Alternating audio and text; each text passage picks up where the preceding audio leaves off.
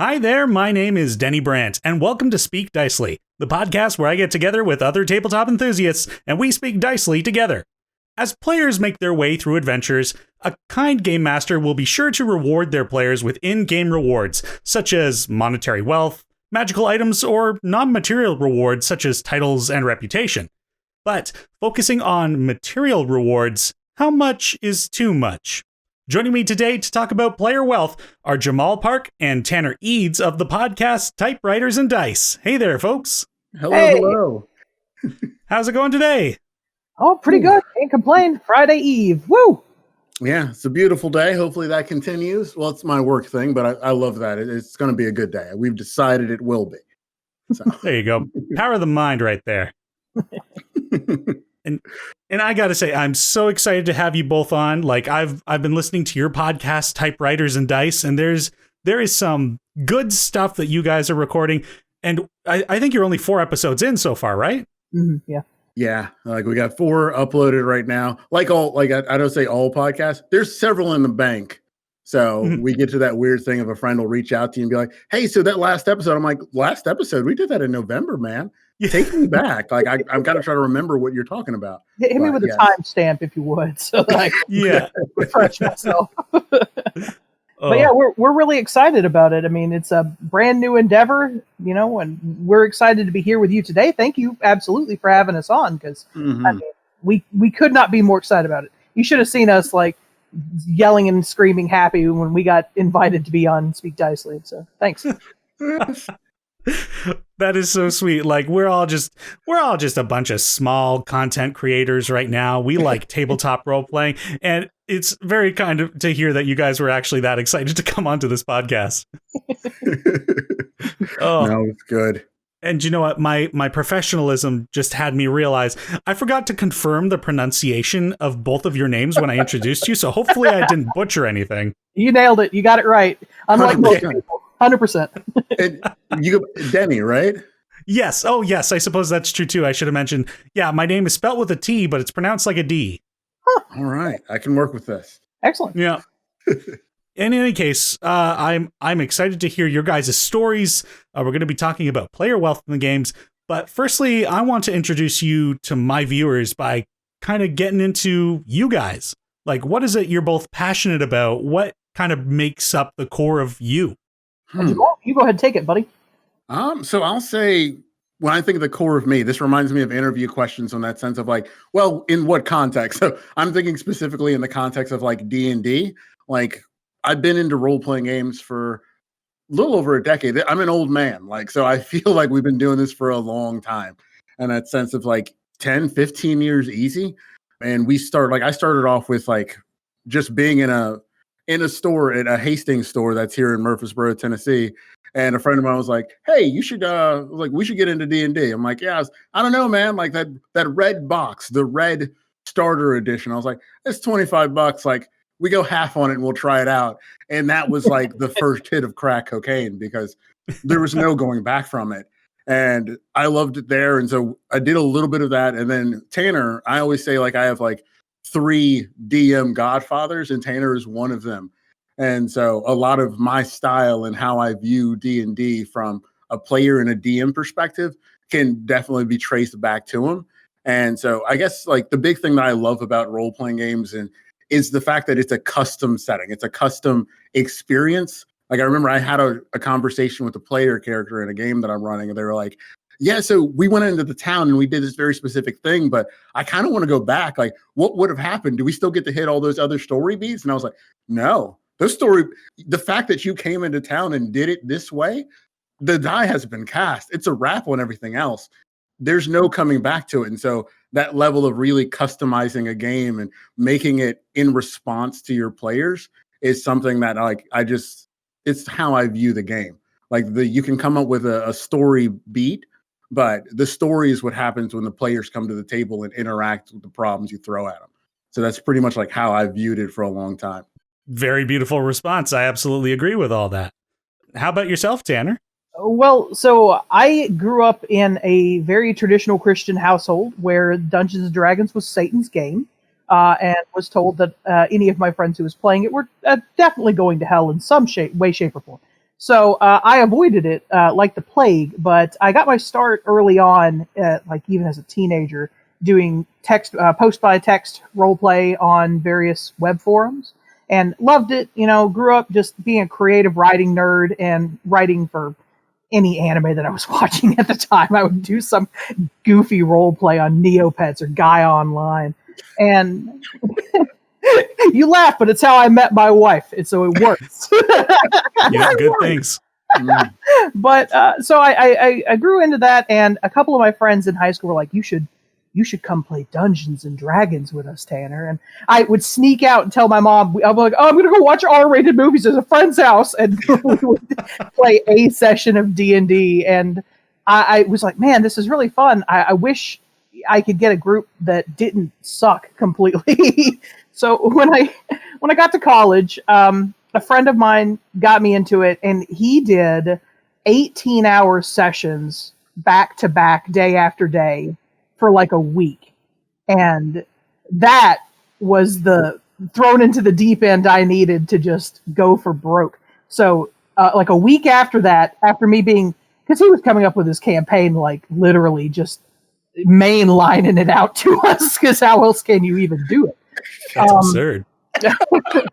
It was with a custom brewed system. It didn't make any sense. It really, I can't even describe to you. People, I wish you could see Denny's face right now. Like it's 18-hour sessions. Oh yeah.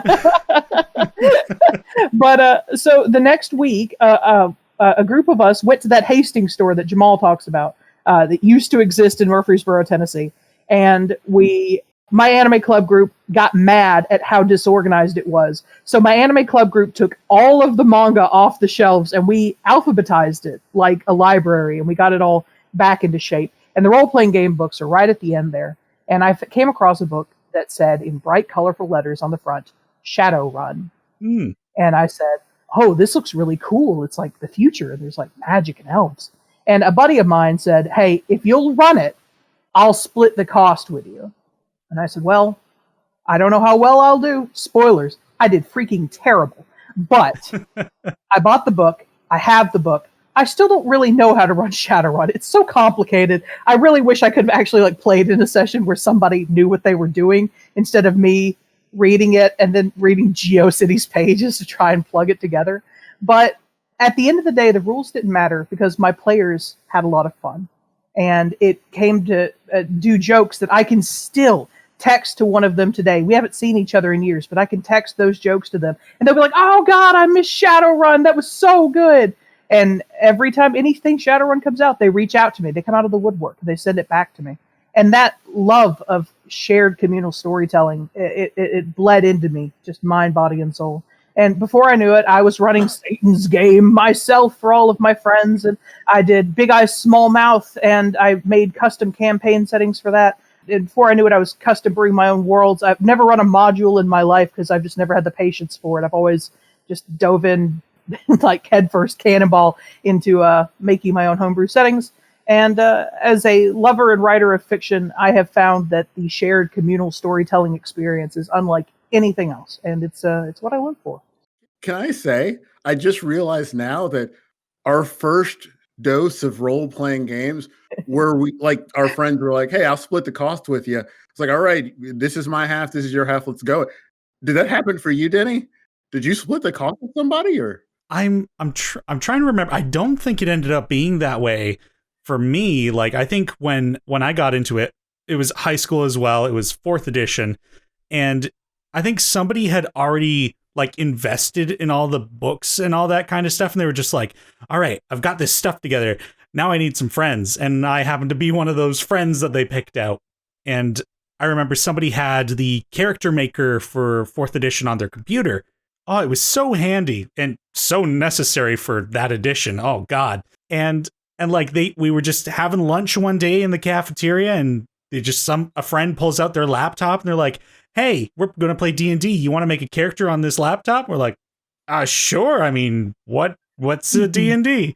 I mean, I know what's D&D, but when kind of a similar boat in the sense of like, I wasn't exactly, less so like Tanner. I wasn't dissuaded from playing D&D by my family, but I was kind of warned about it. And now that I am where I am, the warning is different, and I've fallen into the trap because now I'm addicted. But I think I'm happier for it. Before we get off of this, I do want to share something that happened last night that is strangely relevant. My mother, she works in social work, and she has always been the most supportive person in the world. When I finally told her, through like sweat running down my face, I'm like, Mom, I'm playing Dungeons and Dragons with friends. And she was like, oh, is it safe? I'm like, no, it's fine. And so we had this talk about it, but I was seriously like, I don't want to disappoint my mom. I'm a Southern boy. We don't disappoint our mamas. So all that to say, she called me last night. She's on her way home from one of her last master's classes. She just started. And she told me, she's like, I was talking with a guy in my class, and he's running an after-school program for some of the troubled youth, and he's using Dungeons and Dragons as a form of therapy. And she's like, could you teach me how to play? Oh. And so I said, sure thing, Mom. And we sat down with her on the phone, and I said, let's pretend we're rolling up a character for you. And I took her through the basics, and she rolled up a female elf ranger, and she was just so excited to imagine what it'd be like at the table. And we're going to try and convince my dad, who's a preacher, to actually sit down at the table and roll some dice with us so they can see that their son's not a Satanist. It just moved me. Wow. That's such a wholesome story. Now, don't be a dick and crush their hopes when they first show up to the first session. Like, I wouldn't want to do that. Yeah, like, no, you don't. You try that and it doesn't work. You try that again. Like, stay on the path I rode for you. There's a railroad here, baby. This is how you play D&D. Mm-hmm. Yeah, you don't want to end up in a situation with an accidental TPK on your parents. I thought about just going hard the other way and being like, the child with pitch black eyes opens his mouth and Beelzebub bursts forth. This was a trap. This was always a trap. Sorry, Mom and Dad, this is Satanism. And now your souls are forfeit. Yeah. That was snuck in with just a little bit. Wow. I'm so excited. I love bringing people. I've said this on so many episodes, but I love bringing people on. I love hearing your stories. Oh, that's what this is all about. But when we were coming up with topics for today's episode, the one that was presented here was an interesting one that definitely wasn't at the forefront of my mind, but I'm glad you did. We're talking about player wealth. Essentially, when you're playing a tabletop game, you're going to get rewarded by the DM for like traversing a dungeon, kill the dragon, take all their gold, whoopee-doo. Mm-hmm. But Jamal mentioned when we were talking about this that there are problems with wealth in tabletop. Do you want to take it from there?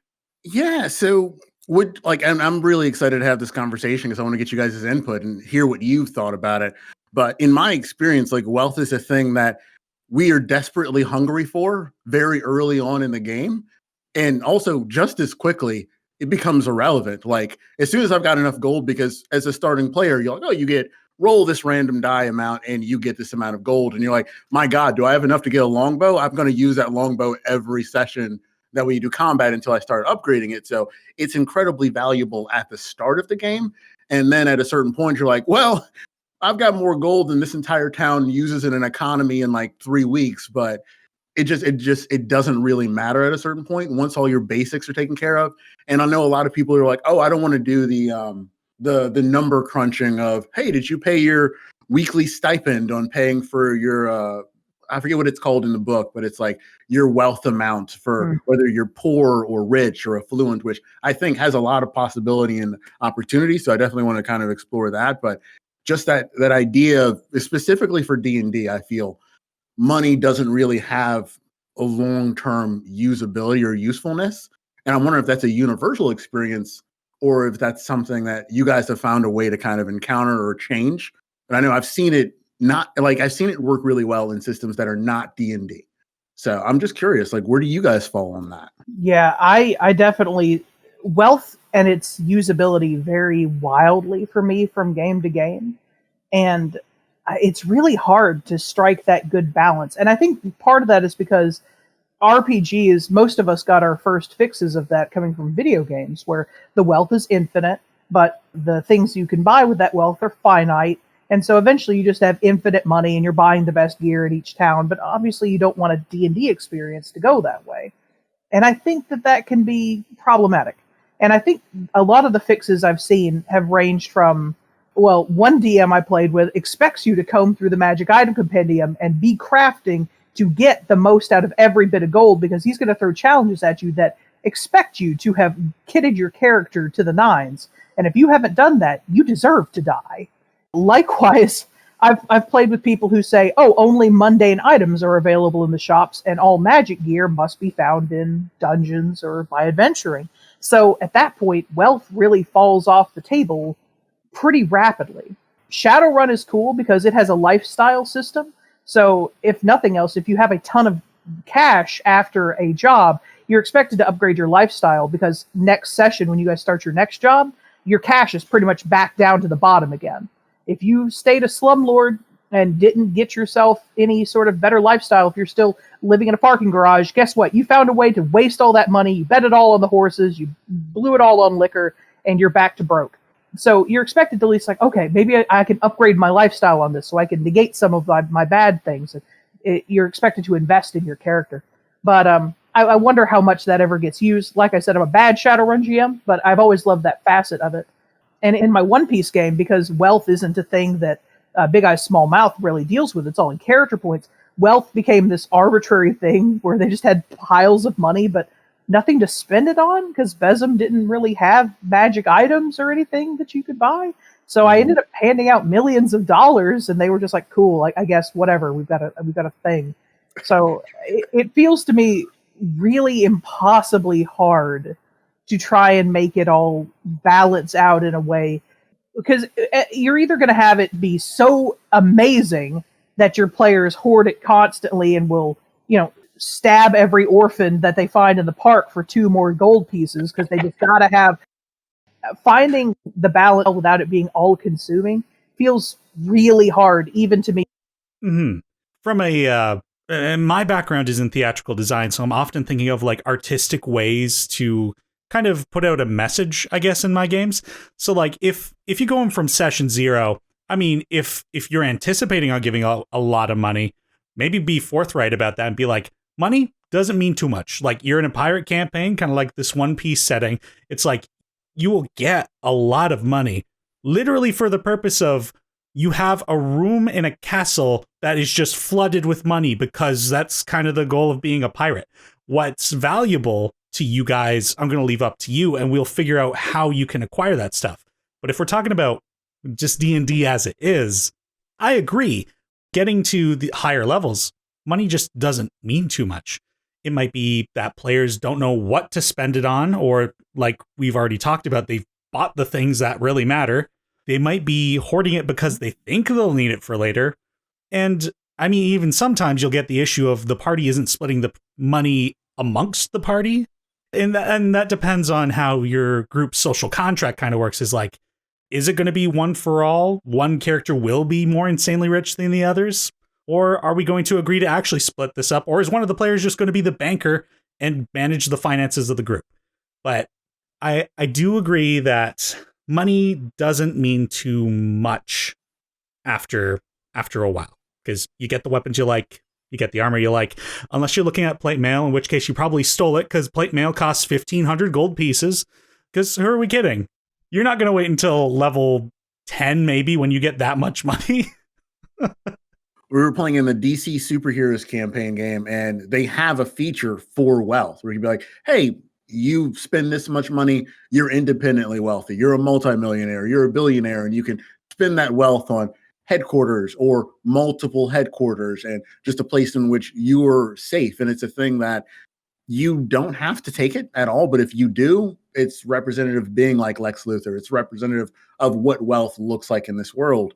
And from what I've seen from the DMG so far, is that's kind of the purpose of the lifestyle expenses. And now I've talked to a few people about this, and I was like, hey, have you ever tried lifestyle expenses where your players pay a certain amount each month or each whatnot to say, hey, either you're squalid and poor, and they actually have some crunchy flavor in there that I really like, where if you're poor, yeah, you don't pay a lot, but the law doesn't care about you because you're poor, kind of thing. You're more prone to like sickness and like being robbed and what. And I was like, oh my gosh, that's really cool and really flavorful. But I also got the response of like, that's too much like real life. Let's not do that. I don't want to knock on that door of like, oh, I didn't pay money. So now when I say I got robbed, the police is like, you're a street urchin. Go ahead and keep wandering. Polite society is here. You're on the other side of it. So that's the thing that's kind of been sticking with my mind lately is what kind of monetary system might work well for D&D. And I kind of really like your idea there, Teni, Denny, of being like, hey, money doesn't matter. You're just going to have heaps of it. You tell me what the things you actually want are, and it's my job to kind of make it worthwhile to get there, kind of thing. And is that something you do where you just disregard money in most of your games, or have you seen it work well? For the most part, I do actually use money. That was more of a pitch idea that I haven't actually implemented. So if somebody else wants to take that and run with it, let me know how it goes. But I think in terms of like that lifestyle choice that they present in D&D, I also haven't used that very much in my games, either as player or DM. Usually what I would do is if my players are wanting to kind of blend in with a specific area of society, like the aristocrats, or get down to like the scummy underbelly of a city, I might, instead of making them pay on a monthly basis this lifestyle expense, if they're going to the rich end, for example, I'll be like, all right, spend this much money. That'll get you the clothes you need. You probably bribe a few people, if that's the kind of character you are, to make yourself look better in this particular city, village location. I like the lifestyles idea from D&D. I think the only thing I would change if I was going to implement it is I wouldn't do it on a time basis. And I'll tell you why. It's because it kind of kills the ability for you to have downtime without your players feeling the pressure. Like, you can't say, oh, so you'll have 3 weeks between this adventure. 3 weeks? That means I got to pay lifestyle 3 times. I can't do that. Not on this budget. Are you crazy? No, say, okay, it's per adventure. So at the start of each, or at the end of each adventure, you get your loot, you pay your lifestyle. And that, whatever lifestyle you pay there, is going to determine your position at the start of the next mission. And you're expected to have maintained it by just, rubbing elbows and being a hero, or maybe you work a day job, or, if you sleep on the streets, you fight rats for the crackers out of the bins that you huddle behind, and that's your day to day. But, and let your players do whatever you want there. But I think that works pretty good to set people up for expectations on that. And then you can go through the game. And in fact, that might even eschew a lot of we get to the bar. How much is an ale? What's your lifestyle level? Poor. For you can't afford it. And you just get to move on with it.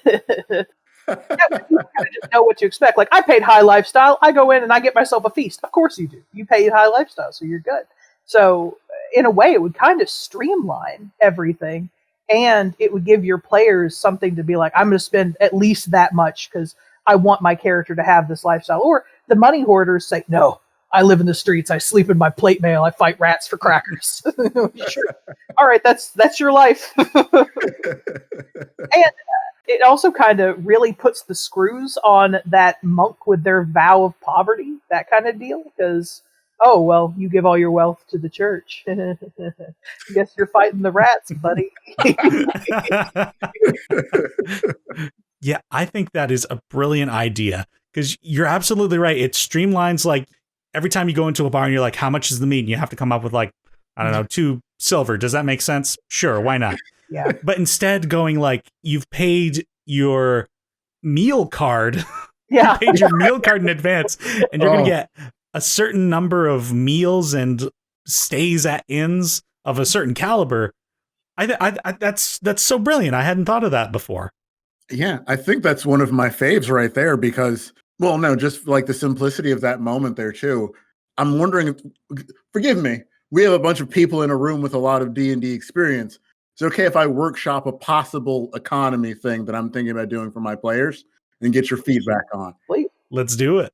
This is okay because if my players listen to this, this is coming out at a point where they have already made their decision, and now they'll get an inside view on the road less traveled. So in my game, the player's at a point now where they're meeting these two different benefactors. We're doing like an isekai story. Isekai is an anime in which a person is thrown into another world where it's just completely different from the world that they know, but they're usually more powerful in a reason.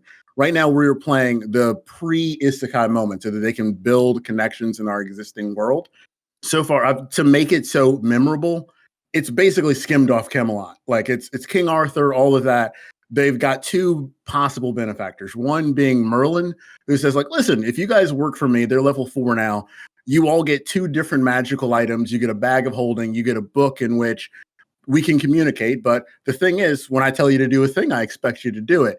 He radiates like disgust and just he's so above everyone. He was like, he keeps slipping up, being like, yeah, it's like, well, like you guys will work for me. I mean, we'll work together. But it's very clear these are golden handcuffs. I'm giving you the world. But when for the first time you look at a situation and you're like, oh, we can do what Merlin wants or what we want. If you don't do what Merlin wants, there will be steep consequences because he's giving you the bank early on. The opposite version of that is they haven't met her yet, so they don't know the difference. But basically, Morgana is going to be, hey, so I'm not giving you anything. What I'm doing is giving you access to build your own world. So I'm putting together a group. I'm like on the level. I'm always truthful, but I'm making you contacts with, oh, you want a magic item? Do a favor for this person. You can get a magic item where you own it free and clear. You need this. You can do that. It's basically styled on Merlin is the U.S. government. And Morgana is, hey, we can build our own thing and build our own kind of just our own establishment, come up together. And her thing is, whereas Merlin is giving away the bank, she's like, you actually have to pay to get access to the material that I'm giving you. Like, I don't make this offer to everybody, and I'm thinking about doing it in a kind of a Netflix subscription model of you pay a certain amount every 6 months or maybe every adventure, like you said there, Tanner. And what it gives you is, depending on what you say you want to prioritize, like, I want to be knowledgeable about politics no matter where I go. Like, all right, well, then you're going to get a weekly paper that gives you information so that if you ever need to make a roll related to that, add +3 or add +5, depending on what it is you want and how much you're willing to pay for it. And so that's the only thing that's really turning in my head, and which is one of the reasons I want to have this conversation about wealth, is I don't know if that's a solid idea yet. Like, it's still a thing I'm tinkering with. Any thoughts? I think it's really good. And in a way, I mean, you could even throw a bunch of gold into Merlin's package, because we're sitting here talking about how worthless gold is in the reality of things. But if Merlin's offering them a fat paycheck and magic items, and all they got to do is go on heroic tasks when he throws it out to them, meanwhile, Morgana's like, you don't get anything from me, but I've got some connections. I think that at least feels more like a player choice where I'd actually have to sit there and think about it and be like, I guess. But I'll say this, whatever you do, you need to have a foil group take the other road so that after they have made their choice, they can see how the other half lives and make it look like the other half just got the way better end of the deal.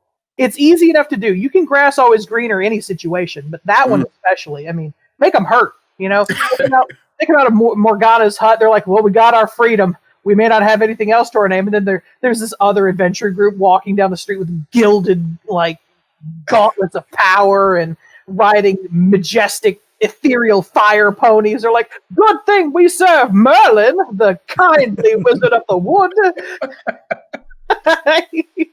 Or, you know, the converse too, like, oh, we got to do what Merlin says. And then there's some scrappy adventurers who show up. They may not have anything to their name. They're like, you've chosen to serve Merlin, at least we're free. And then they go off and do what they want. And meanwhile, they're stuck, I don't know, scraping bat guano off the wall for Merlin's new epic level spell.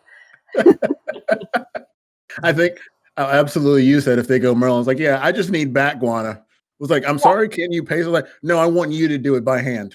Get out there and I'm giving you great things. Go ahead and do it. So make it equally shitty on both rounds.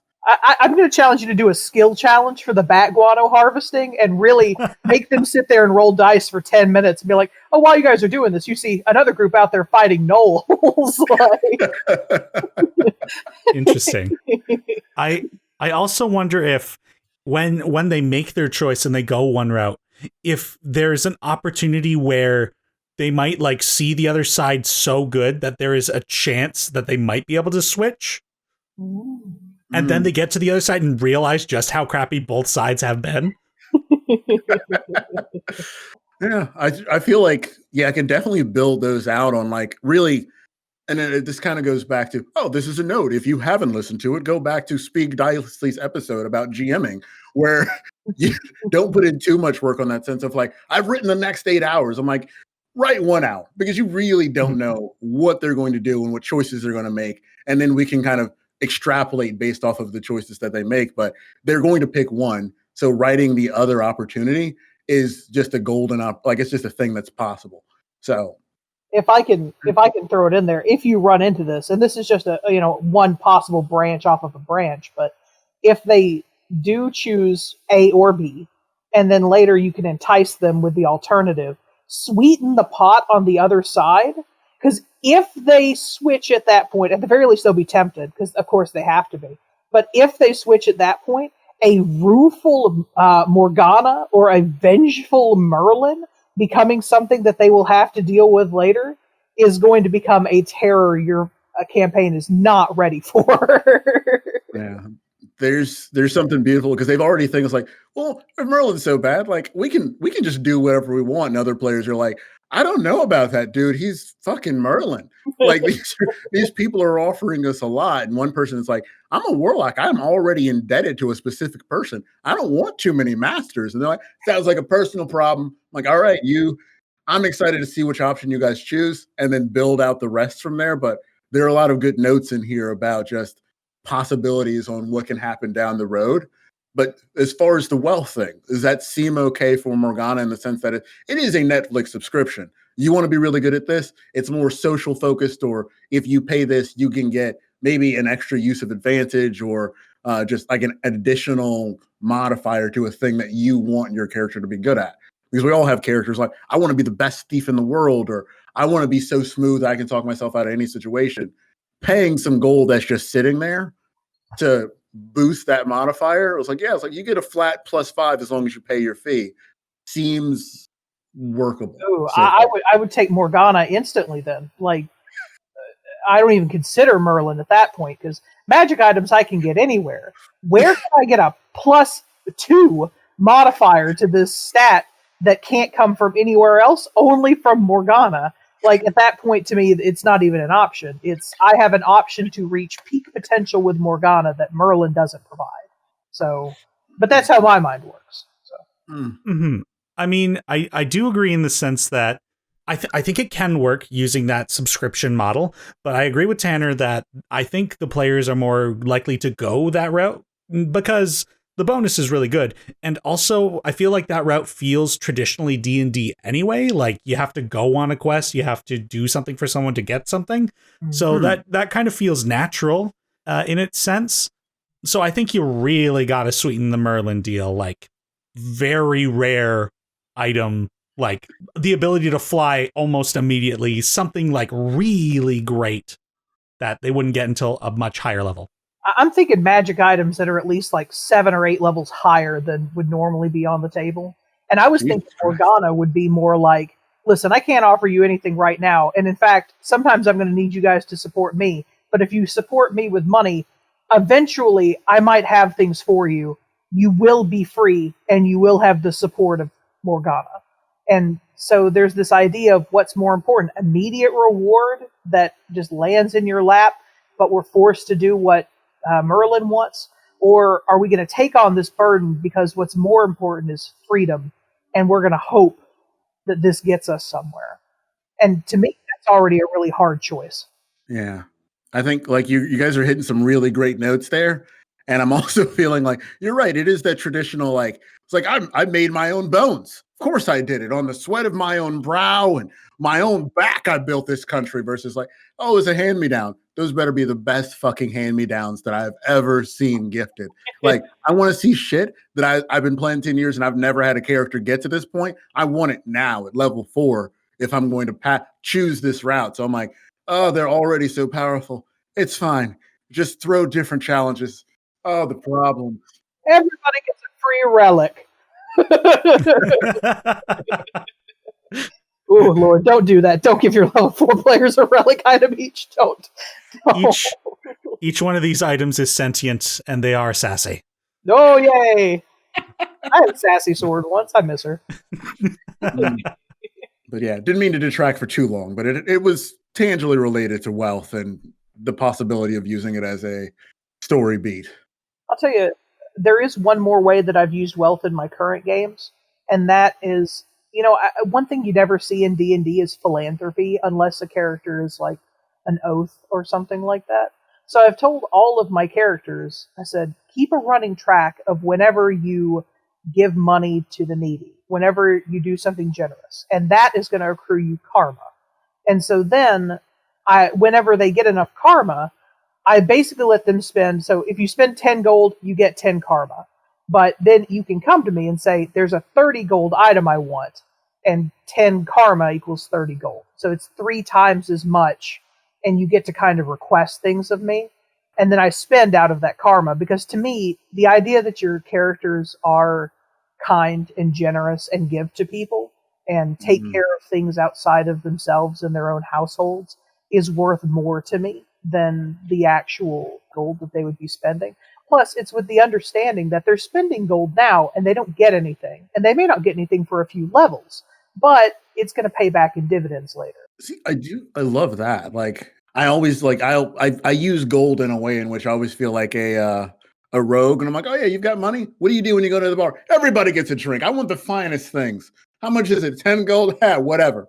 I'm not even. I always start each session with being like, between adventures, like, yeah, I'm broke. I don't have any money. In fact, I have an NPC who specifically built, like, every time the party comes back together, hey, can you buy me lunch? Because like I was like, how are you tapped out? Like, you had 80 gold. It's been 3 weeks. I'm like, I'm gambling. I live the highest, fastest lifestyle possible, baby. And I'm good for it. As soon as we do this next deal, I'll pay you back. But again, since it doesn't matter, or it cannot matter, there's no reason why these players shouldn't be like living on the high life. And so they become infamous in different circles because of that. Like, I got 10 gold off that guy last night. I am moving. I'm buying my dream home out on the countryside because this stupid adventurer came in. Not stupid. He's my benefactor. So there's lots of little moments that you can do when money doesn't matter that I hope other people do. Because otherwise, I love it. It's such a good thing.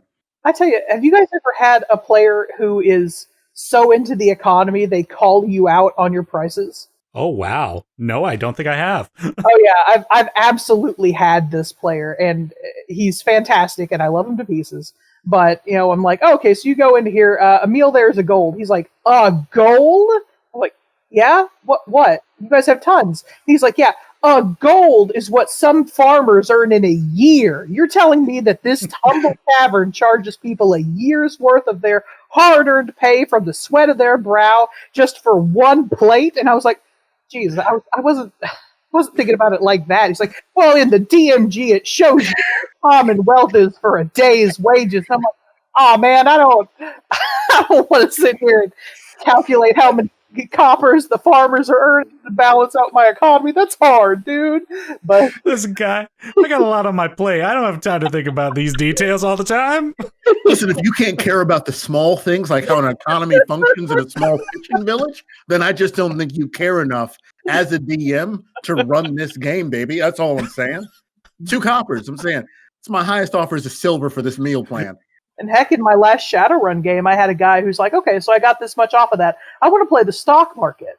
And I went, wait, excuse me? And there's no stock market in there. He's like, well, you said we could do anything, right? And I was like, fine. So what I did was I just said, okay, you're playing the stock market. And then I just rolled dice and just used the number there against a base, what would be the average. And it either went up or down because, I mean, heck, sometimes it's gambling. Yep. But that was the best I could do. And I still think I landed on my feet there because your player asks you to role play the stock market. Things get very complicated very fast.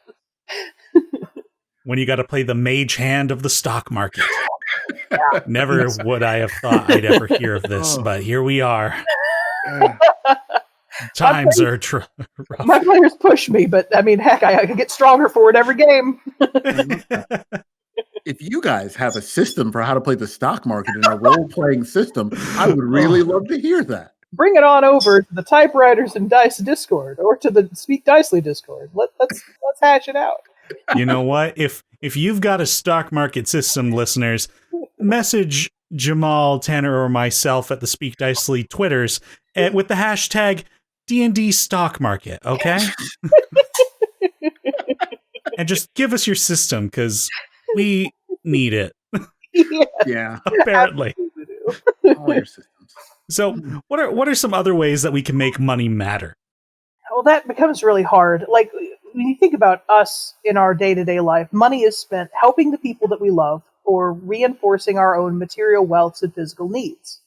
So, but I feel like that's already pretty represented. We don't want to have to make your characters buy health insurance or get that weird tumor looked at. So I feel like going the medical route is probably a little darker than most people are willing to delve down. And that's true. I don't want to come back from slaying the beholder and then have to, go check and make sure that the paladin doesn't have cancer. That doesn't sound like it would be the most engaging D&D session when you just look at it from the top down. And so it becomes hard. Like, what else is there to spend on? I see you did this in one game. Tanner ran a game, and I think it was like the 6th E system where like your players don't get past level 6. After level 6, you just get feats. So that hard enemies stay hard. So like a dragon is always a dragon because you maxed out at that, but all of a sudden you have maybe a dozen feats that you can use that make you pretty freaking heroic. But the thing about that game that I try to represent in a lot of different games that I've run or tried to play in is a home base that's like, here's a city filled with people. So, and it's easier if you're not running a game for murder hobos. Because if you're like, listen, man, I don't really care where we go. As soon as we kill somebody, I loot the body, I move on. I don't care what my reputation is. I don't care about any of that. But if they care about playing their character and you're like, oh, hey, that person that like the inn that you stay at in this particular game, my parents ran the town tavern or inn. So I was like, oh, our first big payday. I was like, all right, we've got a lot of money. What do you want to do? It's like, I want to buy a lock. Like my dad has been freaking out about like the security of our place. How much is a lock? And so it felt really good to like spend money on, because again, at a certain point, what am I going to do with all this money? I'm traveling. I've got a roof over my head, but seeing you reinvested in your community. And his wife, Allie, she didn't buy a house. I think during one of our downtimes, she like got a house. So then all of a sudden you're spending money like fixing it up and making it nicer. And I think those things come easier. Like if you've got a home base and you have people who legitimately need help, that financial compensation could really help change somebody's lives. Like, oh, you're a bard and the college that you went to is just falling the fuck apart, and you're like, oh yeah. I was like, no, that's my alma mater, baby. I've got all the money in the world now. I want shingles here. I want a thing of me right here, or I'm humble. I don't want any recognition, but I want it tip top. So if you can build a community and have your players care about it and build NPCs, that might be an opportunity where an economy can actually function and be cool. That's true. And on a similar vein to like the base, if you're doing one from scratch, like you got a plot of land, maybe you were gifted from a quest and you go, all right, we're going to build something. If you got a player who's actually like really into it and like designs this thing out, then you can spend money actually constructing and hiring people. And if that's not enough, you can kind of cheese the rules to be like, I spend more money to make the building process go faster so we can get it sooner. It may be less realistic, but the sooner they get the base, the happier they'll be. I mean, magic's a thing. So you think, oh, they spent 3 times the money, so haste could be cast on each of their carpenters.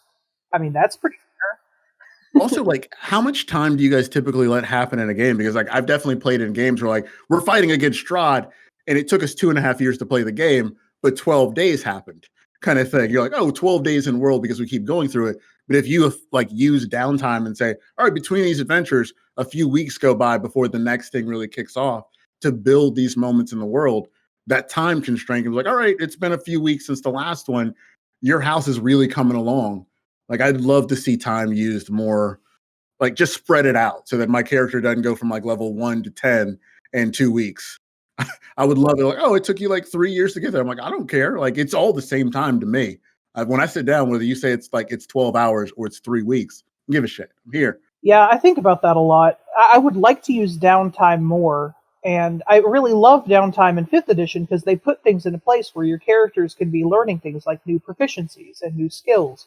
And heck, there's a great way to spend money because you can spend money on that in 5th edition. I actually forgot about that until right now. So if your characters are looking for more things to sink their gold into, look up the proficiency system. Wait, speak that to me because like I'm unfamiliar with this. Are you saying like I can spend hard-earned gold to get better, to be more skilled in specific things? I think the rules for the training, I think in the book they only allow you to train in a language or a tool proficiency. I would personally add one for first skill, but I'd probably make it more expensive and probably take a bit more time.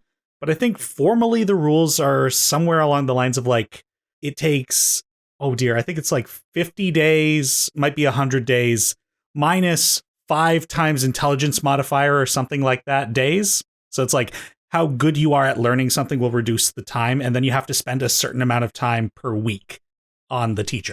Yeah. So like if I was a rogue and I want to learn everything I possibly can, anything that can give me more of an edge, and to have an option to like learn all the languages that I'm aware of, no matter how much time it would take, is definitely something that's worth doing. And Danny, I don't know if you watch anime or read manga or anything like that, but it kind of reminds me, there is this one light novel series reading called Grimgar, Fantasy and Ash. And in that world, like, oh, it's an isekai where they get thrown to a world, but you specifically have to pay like 10 silver to like get your first class in a thing. And to actually level, you had to go back to your home base and pay them growing amounts of money to get to the next level, which I actually really love that. I remember picking up like a first edition like book on druids, and in it was like, all right, yeah, like at a certain point, druids stop leveling. Like once you get to like level 12 or 13, you're done because there's only ever like 12 level 12 druids. There's only like 7 level 13 druids. And so it's one of those, I guess Highlander, I don't know if that's a comparable thing. Like there can only be so many. So when one of those dies, the next person up can probably ascend to that next level. And I was like, that's a delicious mechanic that, again, I don't think I've ever played in a game that's gotten past level 11, but it's really cool. And I just love to see that kind of thing in a game. You know, that brings up an interesting idea, though, is if you were to, and I thought about doing this because one of the campaigns I desperately want to run is I want to run a Dark Souls campaign because I want my players to hate me. So I don't know. Are you familiar with Dark Souls, Denny? Yes. Yeah. Okay. And see, I've beaten them all, and I mean, they are punishing games. But so the idea is that I would take experience in cash and I would convert them into a single currency that could be lost upon death, and have the players keep reviving at, certain spaces. But I mean, you can only level up if you get enough of the soul's currency to level yourself up. The idea of maybe, and I could do this. So I'll go ahead and tell you. I run a game right now where the world has been infested with spiders. The entire surface overrun with spiders. And so all of humanity lives on floating islands or special cities that are protected from the spiders, but most of them are floating islands. And the last several campaigns I've run have been on different islands rotating around this same world. So the first campaign I ran, it was the E6 game that Jamal was talking about. And so the core of that island, what kept it in the air, was a massive pink crystal. And people had to pay experience into that crystal in order to keep the city in the air. It was what fueled the magic. And so that's why people couldn't get above a certain level. Likewise, I've had other cities. The one that we just got out of was called Wuxing Row, and it was based off Bloodborne. And so it was this gothic horror city that was built on top of a 13-floor crypt that was just floating in the sky, that was powered by ghosts. So there's these ghosts constantly turning, a never-ending device that created enough magical energy to keep the city afloat. And it had its own unique rules. And now I'm thinking it would be kind of cool to have a world where wealth was power. And they're like, oh, you want to advance to the next level? Do you have the money? Like, oh, I see you've got the experience here, but there's a fee. I really like that idea of making money valuable if you want to progress as your character class. Yeah, it's like you got to find the teacher. And I guess it also depends if you're doing experience or milestone. Usually I play with milestone. Maybe it's like the party as a whole needs to have this much money equal to an amount times the members of the party. And then they need to find teachers. And that's how you guys are going to get to your next level, who these people will teach you the thing that your class gains next. I love that. Yeah, because now when I'm trying to think of the how it traditionally works, it's like, all right, your next, you guys level. What are you going to take it in? It's like, I'm really interested in multi-classing into Druid, be a Druid rogue. And you're like, all right, that's cool. Next session, show us what you got there versus like, you know what? Hate to be a dick, but we all agreed to this in the session 0. Who did you find that trained you on that? Is a really cool, like, it's a way of building a connection where you're like, all right, I go to level. Yeah, here's your next mission. Your mentor's gone. You can find another one, but they've left a note. I'm a sucker for anything story-based like that and being like, no, find them. If you want to write that yourself or tell me who this person is and what you learned, and then you as a GM have the ability to kind of pull those threads is really cool. I need to have a mid-game session 0.5. But guys, I have some new ideas. I'm coming. I need to check your comfort level on this because luckily I'm playing with some good people. I think that might work. Well, but the other thing I really love about it is like, okay, so everybody's together. So you guys are all level 4. Oh, except for you, Tim. You're level 7. What? Tim is level 7. Well, he's a rogue, and you guys didn't pass your insight check. So he gave you guys 1/10 of the wealth each, and he took the rest, and he leveled 3 times. Wow. Oh. I'm going to stop him. Really? You're level 4. He's level 7. It's going to be hard. I love Tim's like, who's your god now? Yeah, you better start ass kissing. But I mean, another thing, kind of a coalesced idea from what we've just been discussing is how cool would it be if we merged the level up mechanic with the base building mechanic, which is to say you have the ability to capitalize on what you've learned and to increase your strength and to get to the next level if you have enough repetition, time to put what you've learned into practice and really hone yourself, and the safety to do so. And in order to do that, you need to have an environment where you are safe, where you are protected, and where you have time to hone yourself. So maybe, to advance from level 1 to level 2, you need a week. That's not that hard. Level 2 to level 3, you need 2 weeks. It's going to be a little bit harder. And so for each one, and then at the end, I mean, you're talking about, I want to finally get to level 20. You spend half a year in the woods. Like, fantastic. What a huge level of epic fantasy we're at now. And the idea that they have to invest in the community that is bolstering them so that they have the time and the security to actually sit down and invest in themselves and level seems like a really fantastic way to do it. I mean, it would take a lot, but you want to talk about a great way to money sink, because they would have to spend a year, the money that you spent went to this defense and that and the other. And there's an entire order of knights dedicated to your name that bow every time they see you because they know that it's your gold that came from the Dragon's Keep that keeps them in steel. Like, I love that idea, and I think it would be a beautiful and brilliant way to kind of incentivize your characters to invest in the world and evolve your world so that they can then reap the fundamental reward that all players want, which is to write that 2 and 0 next to each other on their character sheet. I love that. I love it. Again, I want to cancel my campaign and be like, we're doing a session 0 again. Wait, we're going to restart it immediately, but this is kind of like close of business for old thing. Here's a bunch of new ideas. Take some time, think about it. And these are the new rules. So you guys are level 4, but to get to level 5 will take 5 weeks.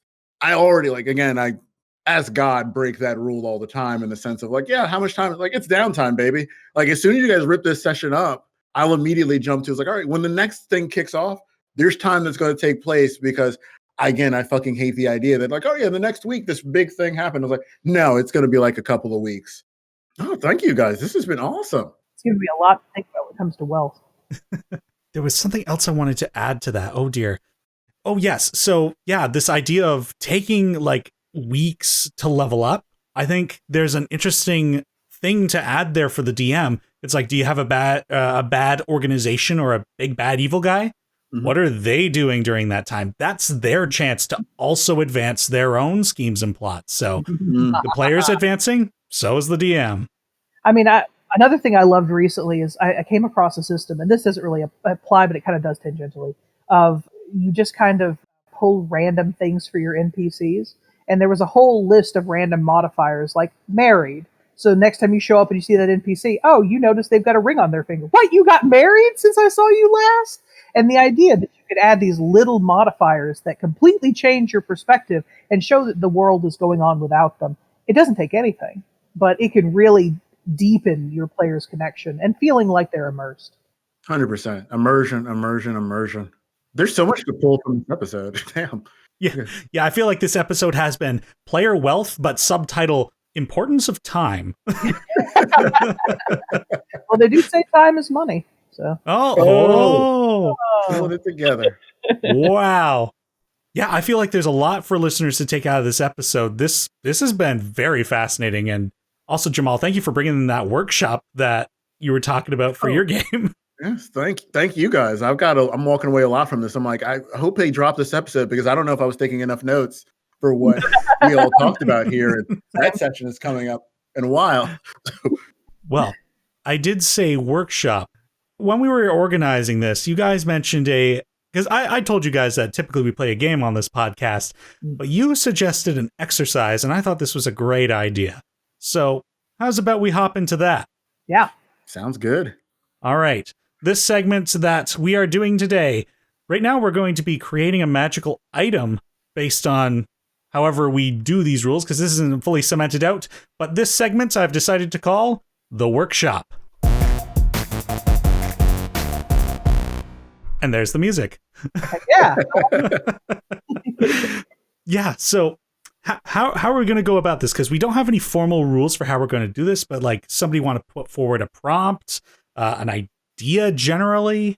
Well, so when I'd originally thought about it, I thought it would be cool to randomly generate a word, like a noun from just a random generator, and then have us each take 5 minutes and sit down and come up with what this item does based off that prompt. And we can decide the item's level together so that we don't get like the staff of the cat god and the brooch of cat-like reflexes, something like that. But I just thought it would be cool to see 3 different dungeon masters' takes on what this item is based off of a random keyword.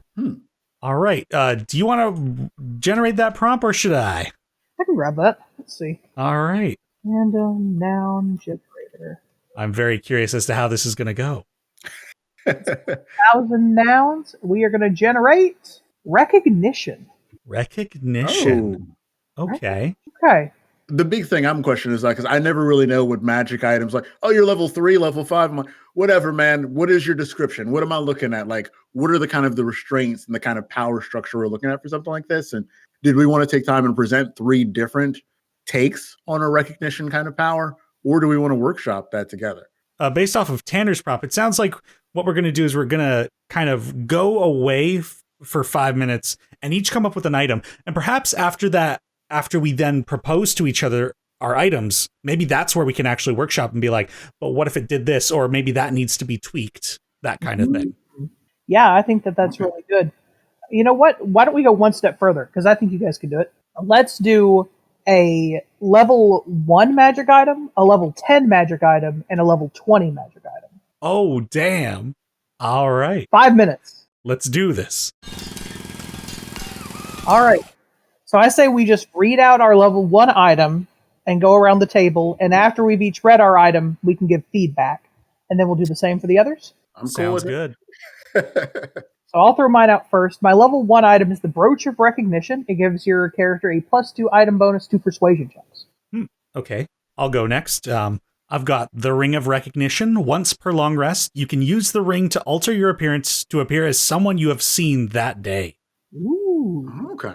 Very specific. Nice. I like So mine has a theme that each one is a level progression of this, but I have the Ring of Recognition as well.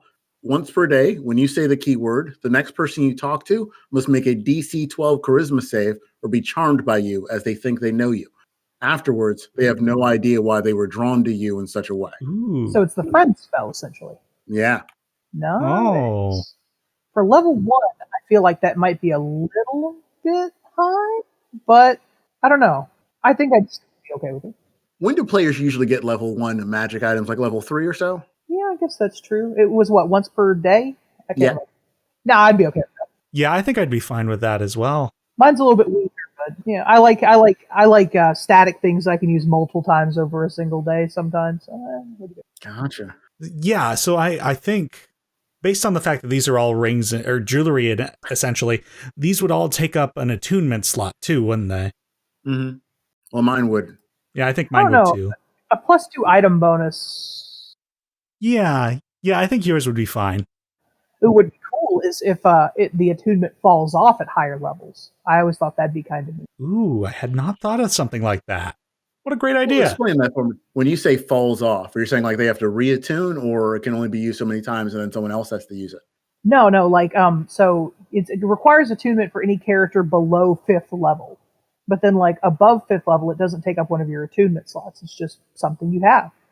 Because I feel like some attunement requiring items, you're like, oh, that's really cool at level 1 and trash at level 10. But if it doesn't require attunement, well, that changes the game a little bit, doesn't it? It also turns it into like a cool gift thing. Like, oh, you run across this like level 8 character. It's like, oh, you like my pinky ring? Here you go. I forgot what it does. Like literally, I don't really think too much about it at all. And you're like, oh, this is really cool. And it matters to you. But eventually you get to the point where you forget you've got it too. I tell you, you want to talk about a way that'll blow your character's mind. You're like, oh, you find this item. Yeah, I know that one. It requires attunement. It does X, Y, and Z. This one doesn't require attunement. Your entire table catches fire. People are losing their minds. The nerd in the back passes out, clutching the copy of the DMG. Like, yeah, they just all be losing it. Yeah. And all you have to say is that one little phrase, because it fundamentally changes the value of an item, I think. Well, let's move on to our level 10. At level 10, mine's going to sound a little similar. I went with the Staff of Recognition. In addition to the +2 item on Persuasion, it also gives you advantage on all persuasion checks. Oh, that's nice. All right. I'll follow up going second again. Mine is the Cloak of I've Been There Before. And this is a cloak that has 5 charges. You can use 1 charge as a bonus action to teleport somewhere you have been in the last 3 rounds. So very specific again. And if you use 3 of the charges, you can use the cloak to teleport yourself and up to 7 other creatures to a location you've visited before, as long as it's on the same plane of existence. Dag, that's cool. And it's also very specific into like the last 3 rounds. So it's not like, it's pretty quick unless you're traveling really fast. Yeah, I'd go on a quest for that. I'd quest really hard for that. Mine is, and I'm probably going to tweak this as I'm saying it here, but so mine is the Monocle of Recognition. And I'm wondering if you guys are going to catch the theme by we hit the 3rd one here. You can charm up to 10 people at once and convince them to perform an action that they would only ever do for, say, their best friend, as is take a blow for you. And these effects last for 24 hours, but afterwards they do know that they've been charmed. Mass friends. Nice. I love that. Question about the one that you had there, Denny. Is there a recharge on your charges? Oh, that's a good point. I think the charges do refresh after a long rest. Okay. Maybe it'd be like 1d4 charges rolled or something like that. Yeah, that way they don't have a daily warp to the other side of existence, something like that. Might even want to do like a d4 a week, if I'm being honest, because I mean, being able to port, oh, I'm going to Japan today, I'll see you guys tomorrow. Like, ooh, okay. Mm-hmm. And maybe even bump up like all 5 charges. If you haven't used a charge, you can do this. Yeah, that works. I like that too. Okay, so let's go on to our level 20. With mine is the Quill of Recognition. It has 1 charge, and that charge recovers after 30 sunrises. For 24 hours, a law of up to 50 words is treated as the law of the land for everyone within 10 miles of the law writer. Damn. Wow. That feels broken as hell, and I love it. What's a level 20 item? Holy crap. Okay, well, now I definitely feel underprepared on this one. And I only got halfway through writing it because I spent too much time jotting out my cloaks rules. But I've called this one the Staff of Many Lives. And with it, you can cast Modify Memory at will on someone, and they have to make a DC 18 wisdom check. Or wisdom save, sorry. And if they fail, you can replace a memory as per the usual parameters of the spell with a memory of one of the lives that the staff remembers, one of the wielders of the staff in the past. Ooh. Holy crap, that's brilliant. And of course, it can be used as a arcane focus for whatever class you are. Oh, man, that'd be amazing. Man, imagine a warlock got a hold of that. I stab him, and then I modify his memory to show that, in fact, I fed him when he was down on his luck. And I'm going to take that stabbing memory, and I'm going to give it to my worst enemy. I'm just going to keep replacing, hey, remember that time you got married? Nope, now you remember getting stabbed. That's wonderful. That feels like a Magic the Gathering card. It's so, like, specific in the fact that, like, how it can be used. I want it. I already want it. I'm never going to play. So mine is, Jesus, it just doesn't even compare. Like, it's a bigger extension of Friends. It's another extension of Friends. I'm not even going to read the card. It's just whatever. It's a bigger extension of Friends. So I will take your 2 any day of the week. Those are great. Well, I mean, at level 20, though, I mean, Friends should last I feel like you got to bump it up. At that point, Friends should last a month instead of a day and make it like a much bigger radius and be like, yeah, I decided to throw a month-long party. Try and stop me. Yeah. What kind of item is it? I've got it as a pendant. So like the progression of it to me feels very much like, I don't know if you guys have seen Umbrella Academy, but there's a character that says like, oh, I heard a rumor, and you believe what they said they believe. Like, oh, I heard a rumor that you do this. I heard a rumor that you love me. I heard a rumor that you betrayed so-and-so. And so it's literally the strongest version of command that I can even think of. And so these are progressions of building to that kind of thing. And so I feel like it can definitely be dressed up to effectively work that same way. Of course, it would need some limitations because there's no reason why Allison shouldn't be broken as hell and undoing every single problem they come across. Except that it's morally wrong. Like, wait, Tanner, we've talked about, they did an episode on Speak Dicely about how do you guys feel about mind control and how it's not really that big a deal. It's fine. People don't, who cares about agency? Oh God, it's mind control magic is so powerful. I wish there was a balanced way to use it, but yeah, I mean, I've been my item uses modify memory. Yours is using modify facts. Yes, it's 100% broken. Maybe a level 25 thing, or like, oh, you're pretty much a god. Like, misremember, because even the god. Well, I don't know. I've never played up to level 20, but the gods aren't taking over agency of players. They're just like, I want influence on the realm. I don't need to run every aspect of it, but maybe it's like, oh, you get this item, you pretty much either get killed or have to ascend, because that's just not a power that you should really be walking around the earth doing. Yeah, I will say, though, that's absolutely the case. Every time I think about mind control abilities and mind control magics, and I got this way thinking this way off the first season of Jessica Jones. I mean, I don't think any of us watched The Purple Man and thought, oh, that's the harmless Bard Friends spell, but it is. It absolutely is. And that's terrifying to me. So in my current campaign setting of Black Sky, which is another one of those floating cities, the dwarves there are okay with necromancy so long as you got permission from the dead or have contacted their ghost with Speak with Dead and gotten their permission posthumously. However, bardic magic, if you try that crap, everyone beats you to death. We don't mind control in this kingdom. That is awesome. Purple Man. Oh. Yeah, it's terrifying.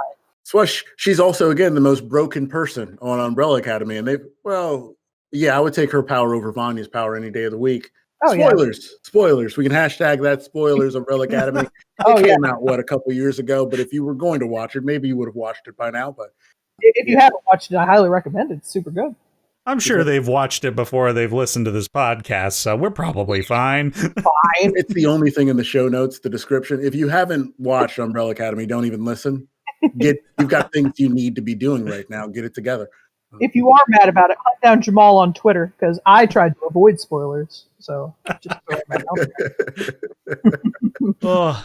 I think it's safe to say that the workshop has been a success. I really enjoyed that exercise. Yeah. That's the 5-minute timer. I was like, all right, 2-minute warning. Like, you son of a bitch. I'm barely through the first one. I'm just now thinking thoughts about the second one. I did my level 20 first and then worked backwards. Oh, so smart. You're giving future guests tips on how to work through this. Yeah. But yeah, otherwise, this brings us on to our final segment of the podcast. This is our chance to hear from the listeners. This is Question Dicely. Today's question comes from at Chris_Toffer101 on Twitter, and they ask, what's the best first campaign to do? Lost Mines of Phandelver, something else pre-built, a one-shot, something homebrew? Definitely a one-shot. If it's your first time, and I'll say this like I said it to my lovely mother last night when she was asking me about how to run D&D, I said, every person who's going to run D&D, ideally, should spend 1 year on the player side of things before they even crack open the Dungeon Master's Guide, because you need to understand the player's experience before you step into the shoes of a Dungeon Master. But if you're one of those like me who didn't really have the luxury of such a thing and kind of got thrown in head first, definitely start with a one-shot. Set your expectations low, because, I mean, here's the thing. You can make up rules on the fly in a one-shot, and 5 hours from now, it's not going to matter. Because as long as your people had fun, who cares that you gave away 17 quadrillion gold when they destroyed the loot dragon? they were rich forever, the end. But so I would say, yes, give yourself several one-shots. I can't advise on which actual modules are good. I've always heard Storm's King Thunder is a great one to start out with. There's tons and tons of free one-shots that they make for special events and holidays, and there's one-shot modules available online, and I would probably recommend starting from there. If I had it to do over, I would probably start from there and build myself up gradually. But there is something to be said about saying, I've played in several D&D games. I want to tell this kind of story. I'm going to go for broke. And even if it flubs up, again, you could run the worst campaign in the world, TPK in the first 10 minutes, and then you could either have people re-roll or say, well, I know what not to do next time.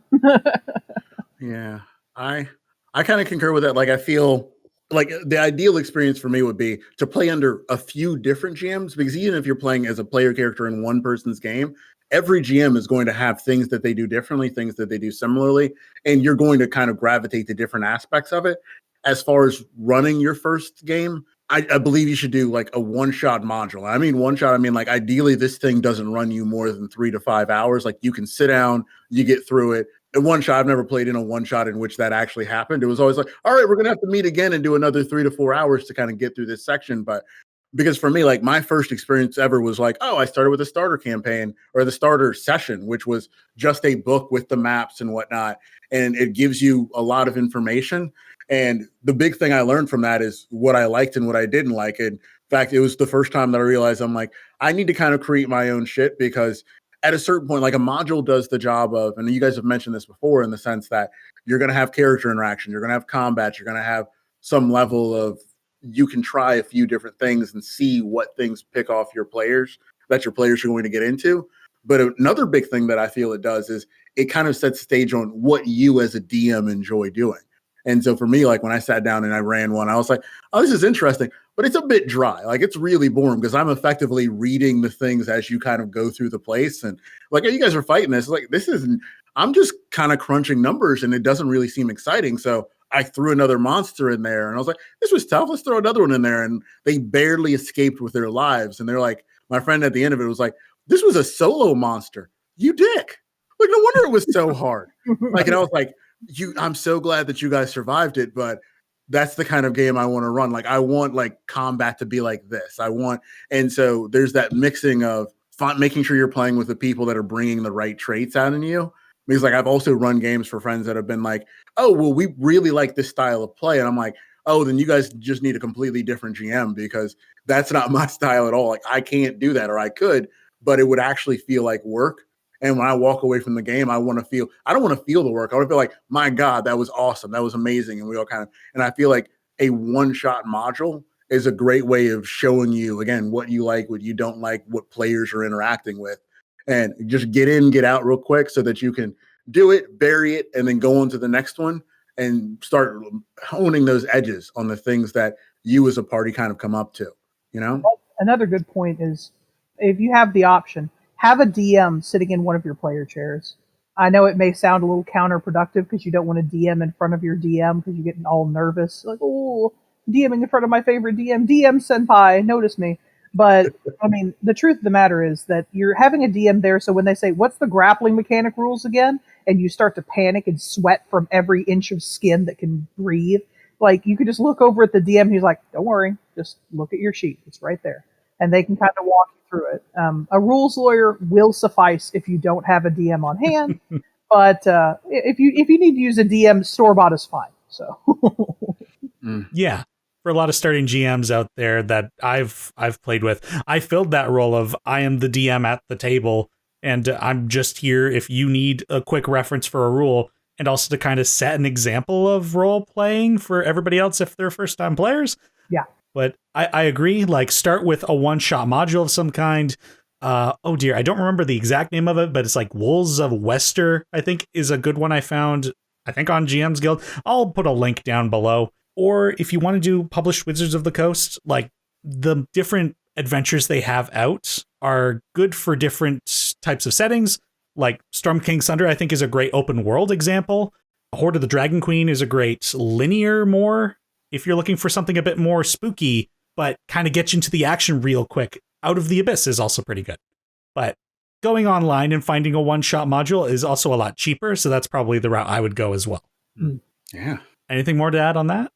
No, I think that's great. I also think it's a wonderful question. Like, I want to go ahead and commend the person who asked this, because I'll say this: there's too many DMs out there who take it on themselves and say that they have to do everything themselves and don't rely on your DM brethren. But reach out. I mean, the DMs that you ask questions for will feel warmed at the core of their being to know that when you had questions about D&D, you came to them.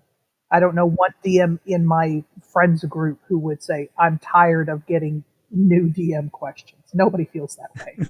So please lean on them. Or you should really quit that friendship. Like, you have a DM friend who's like, yeah, I'll be the player in your game. And then every time you say something, they undercut you. And every time I was like, that's not how that works. And the party turns to look at you. You guys are good people. You have good friends. You've probably never had that experience. I'm sure it's probably out there. We're like, they're kind of taking, you know what? Be quiet. Positivity. It's going to be great. That person, great. Yeah, their secondary advice for the question that wasn't asked but is super critical. Oh, gosh. Absolutely. Thank you both for joining me, Jamal and Tanner. And do you have social media or projects that you'd like to plug? Yeah, thank you so much. Yeah, we are online. I'm at Mapstone Park on Twitter. I'm at Pen Made Mightier on Twitter. Yeah, that's kind of where we run a podcast called Typewriters and Dice, where we whip up like different modules that are open-ended so that you can be like, hey, here's a setting with the bare bones NPC and some motivations for them. And it's open to whatever your players choose to interact with. And we purposely don't write the ending to those because God knows what your players are going to do. Hopefully that's the first lesson you learn in D&D, is that all of your plans are ridiculous and how dare you dream of them. But here's some possibilities for you. And I'm not working on any other projects. Tanner, you? Well, I'm always writing fiction and stuff, but nothing really for public consumption. However, I will say, if you liked us, check us out. We're on Spotify too, Typewriters and Dice. We're also on Facebook. You can find us at the Typewriters and Dice Facebook page and the Typewriters and Dice Discord. Come chat with us, and who knows, maybe you can feature on one of our episodes too. Also, if you guys have any cool ideas for wealth, please hit us up. Yes. We definitely are super interested in that. I want to see what other systems are out there. I gained so much knowledge just from this conversation here. So open it up. Yeah, I'm sure I can say this for all of us, but we love talking with other tabletop players and GMs, DMs out there. Like, there's so much we can share with each other. Yes. And be sure to hit me up if you want me to bring these guys back on as well. Hopefully at some point I'll be able to join you guys on your podcast, because I really love listening to it. And to the listeners out there, be sure to check out Typewriters and Dice. They are so interesting to listen to, and the stuff they make, especially the module stuff. I've been so intrigued so far about these characters they're making. They're so good. Oh, thank you, Denny. Yes, thank you. Just something to look forward to.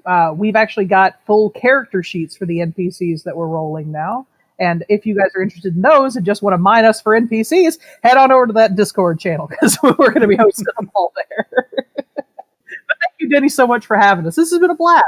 Mm-hmm. It's my pleasure. And thank you to the listeners for tuning in to Speak Dicely. My name is Teni Brant, and I will speak Dicely with you again soon. Bye-bye. Hi, Denny here. I just wanted to let everyone know that next Monday, February 15th, I'm going to be joining Tanner and Jamal over on their podcast, Typewriters and Dice.